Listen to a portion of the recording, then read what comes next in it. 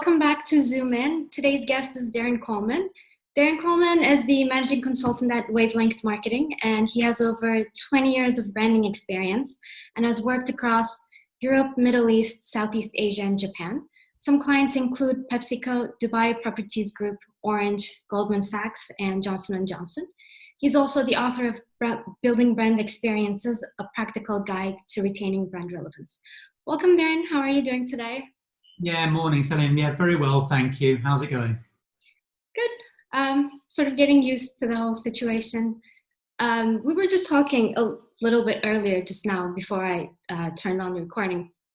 I know that you do a lot of traveling for your job, and you've been in contact with a lot of different brands. I'm wondering, what are some of the different approaches brands are taking to the pandemic, and are there any differences across different markets or regions? I think a lot of the changes are a symptom of regional culture. So, for example, our clients in Southeast Asia, one, they've had the benefit of being exposed to things like this in some ways before, so they were quite mindful. But also as well, culturally in Asia, people tend to wear masks, not necessarily to protect themselves, but to prevent the transmission to other people. So that ties in with this kind of like cultural norm. So we're tending to see that clients have been slightly better prepared, possibly than other regions such as the Middle East, and I would hasten to add Europe as well. So their mentality has been slightly more responsive, and we're seeing that in South Korea, Taiwan, and Vietnam has managed to respond very well. But it's new for a lot of our clients in the Middle East and Europe and the States, yeah. But the way in which they're responding is that first there was the initial shock, which I think we all suffered from, but very quickly a number of our brands, a number of our clients managed to pivot, to use the lingo, and start projects and work online and adopt and embrace new working practices. Mm-hmm. And we've worked closely with a number of clients like that, I'm happy to say. So we've moved with them online. Hasn't been easy, but we've got there with the majority of our clients, and we're now being as productive as we can given the circumstances. Mm-hmm. Do you think among the brands who have had a pivot in strategy, do you think those are going to stay after the pandemic, or are they going to pivot back to their previous business? It's an interesting question. I think it's hard to say the percentage, but I think a number will move more towards a blended work experience for their client, for their employees. One, because people want more flexibility in their lives. People have families, they're balancing lifestyles, etc. So being able to work from home a couple of days a week is something that appeals. And I think that people want more from life than purely working. I think a number of our clients' customers have actually got used to engaging with the brand online as well. And then from a pure cost perspective, in an industry like ours, advice and consulting for brand and these types of things, it takes time and it's expensive to fly us around the world to go and see clients. And what we're finding is that they're thinking, well, actually, we can work virtually and it's more cost effective. And that's working well for us. And I'm glad to say it's working well for a number of our clients as well. Let's talk a little bit about your area of expertise, brand building. Prior to all of this, it seems as though one of the major topics of discussion this year was going to be going back to more long-term brand building efforts as opposed to short-term performance marketing. How does the current situation affect efforts of long-term brand building? I think it depends on how advanced a brand is and how deep the knowledge of the senior management, both within brand and the C-suite, is. If people have been well trained, they're well experienced, and they have a deep understanding of brand, and they understand the history of brand building through previous downturns, I think those companies will have the confidence to sit tight and either hold budgets or actually increase budgets. So we've started to see the likes of Procter & Gamble, and they have doubled down on budgets. I think that is a function of the markets they're in, personal care and home care, but also it's down to their experience. And the one that really caught my eye was Kraft Heinz, and they're looking to actually increase their marketing spend. And Kraft Heinz was actually decimated. The value of the brand was decimated by the private equity firm that backs it, 3G Capital. And they stopped spending on brands. And they really suffered. The stock suffered. So they've started to reinvest in brands, and the value is coming back. And I think if brands like Kraft Heinz are sitting tight and investing, it's a valuable lesson for us all.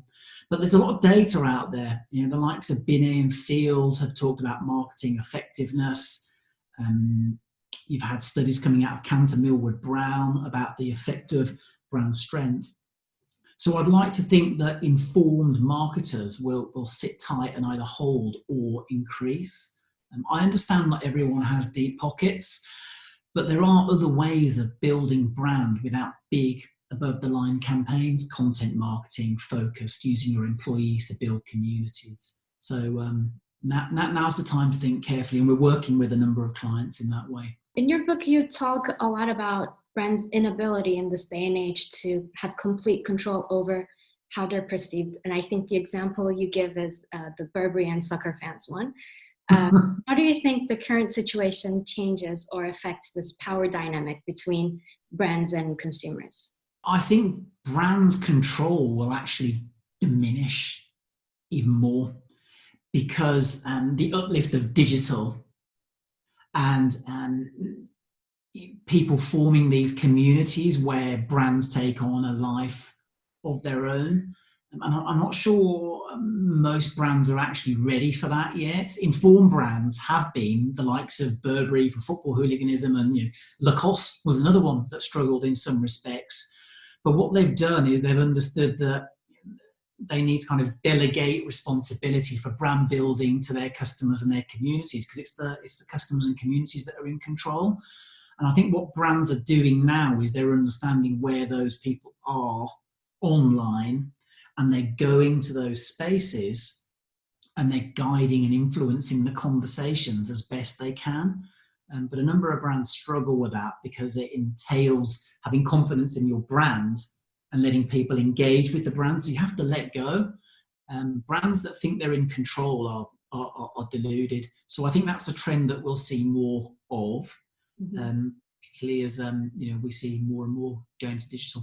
How much can they let go if the conversation will drive them to a direction that they're uncomfortable with, for example? So that's the stage where you need community managers, and community managers will be marshalling and chaperoning and guiding. But in this era of transparency where negative PR can travel like wildfire, it's not a bad thing. I think brands have had skeletons in the closet for far too long, and they've got away with murder. And I think sometimes literally. And I think now that brands have accountability can only be a bad thing. Sorry, it can only be not a bad thing, be a good thing.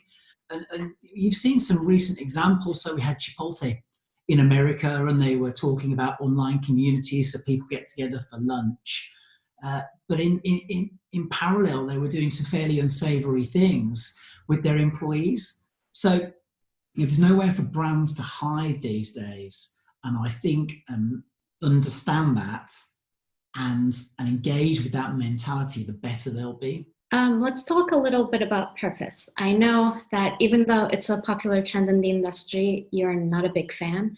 In fact, when I talked to Jenny Romaniuk from Ehrenberg Bass Institute, she told me that so far they hadn't yet found any evidence to support the claim that brand purpose brings a positive value to brands. Why do you think brands still focus heavily on brand purpose, and how is the way that brands view or use purpose changing? Well, if you've got somebody like Jenny talking about that, then people need to listen, because what they're doing at the Ehrenberg Bass Institute is very informed. Why have people jumped onto brand purpose? I've got a slightly sinister view, to be honest with you, and I think agencies are in a large way responsible and culpable, because agencies have got mouths to feed and they need to come up with these new ideas. And the appeal based on Simon Sinek's work of purpose, is intrinsically appealing, giving brands a purpose of why they exist, and that can draw people in. So I think naturally people have found the concept magnetic. But at the flip side, I think what's happening is that brands operate using a lot of intangible, abstract ideas such as values, personality, and purpose is one of them. And when you move from this intangible, abstract to the tangible world of building brands, a growing number of organizations are starting to realize that actually, when our purpose plays out, hasn't that already been accounted for by our brand values, our brand positioning, or brand personality? Or hasn't it been accounted for by strategic elements such as our mission and vision? Or isn't it just rehashing corporate social responsibility?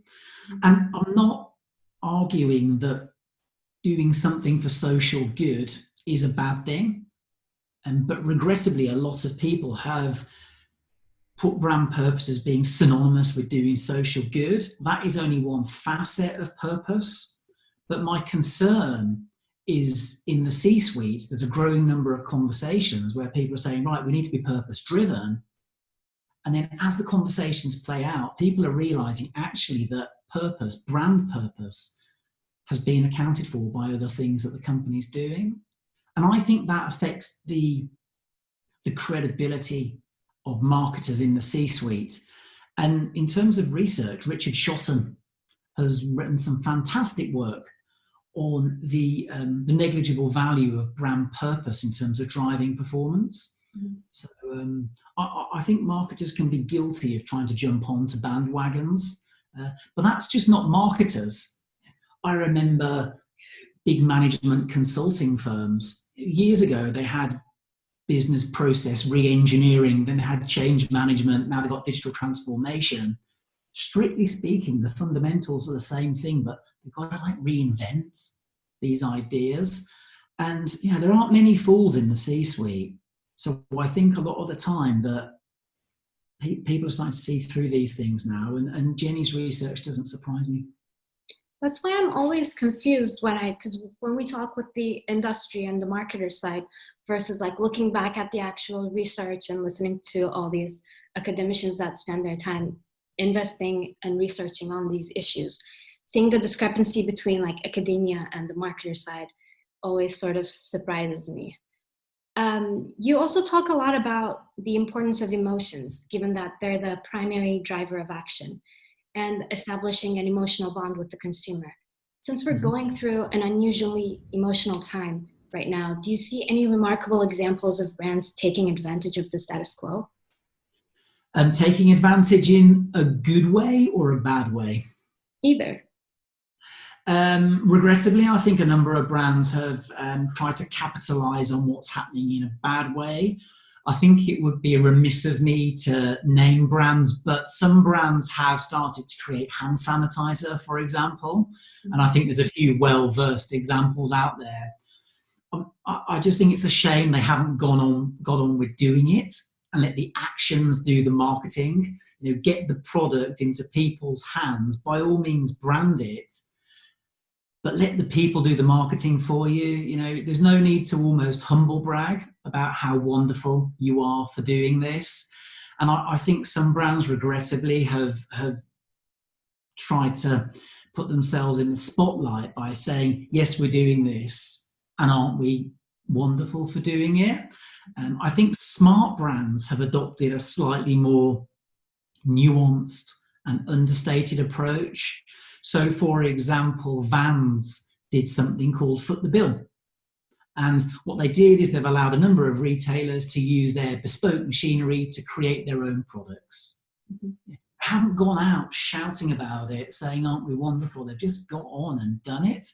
I think Uber Eats was another one. They've made the process far easier for restaurants to start home deliveries. And that story gets out. And it goes back to the point you were talking about earlier about brands losing control to an extent that we discussed, that once that message gets out there, it's far more powerful. It comes from your community than if it comes from the brand. So yeah, I think regrettably some companies have tried to take advantage of the situation, possibly in a slightly negative way, and I think a number of people will see through that. Man's a great example. They're actually hosting all these virtual festivals as well. But they don't do any communication for it. So I just randomly came across one of them and saw that they were organizing it. And they're a cool brand. I'm a fan. Yeah, I mean, I'm not sure if you're familiar with the brand, the Hacienda. It's involved with the club scene in the UK, and they did an event online the last bank holiday here, and I think they had over, so we got, was it like 1.2 million views or something over the space of the day, and it just really took hold, So yeah. Well, thank you so much for your time. This was a lovely chat, and hopefully we'll see you in November in Istanbul if everything kind of resembles not the normal anytime soon. Yeah, great. Okay, well, thanks for your time. Take care, okay?